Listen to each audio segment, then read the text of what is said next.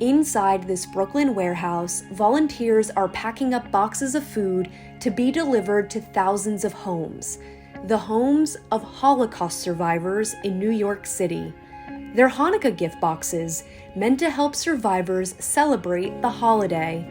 It's a project by the Met Council, an organization that runs the nation's largest kosher food network. Originally, we did this at the beginning of the pandemic in March of 2020, where we started providing food to 500 Holocaust survivors weekly. And then we realized that the need was actually a lot greater. And so now we've expanded the program. In that specific program, we're delivering 2,100 packages of food every week to Holocaust survivors throughout the New York area who are still homebound and who have nobody else to care for them. So it's a really unique program. If you're familiar with Fresh Direct, this is Survivor Direct. We're bringing the food directly to the homes of low-income, needy Holocaust survivors. The Met Council doesn't just work during Hanukkah. Volunteers are constantly packing up food, and they deliver 20 million pounds to pantries each year. But for the recipients, it's not just about the food they receive. Even for people who unfortunately have to be alone for the holidays, just having some sense of holiday and knowing that people are thinking about you, I think is especially meaningful.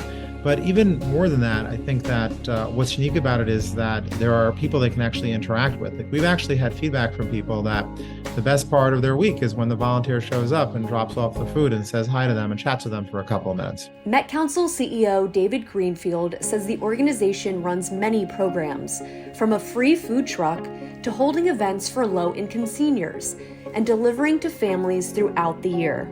He said there are an estimated 20,000 Holocaust survivors in New York City, and Met Council doesn't want any of them to feel alone, especially during the holidays. One of the nice things that we do is we have the volunteers write notes. So they'll write a note like Happy Thanksgiving or Happy Hanukkah. And some of the notes are coming from 8-year-old kids who are just sitting there and packaging. And, while they're coming, they're learning that, there was something once unfortunately called the Holocaust, and there were people who survived, and it was terrible, and we have to give back. The volunteers feel the impact of their work too. We had a teenager who dropped off some food at this older woman's home, and the teenager, she was 16 years old, and she struck up a friendship where she actually writes and calls regularly with this 90-something-year-old Holocaust survivor.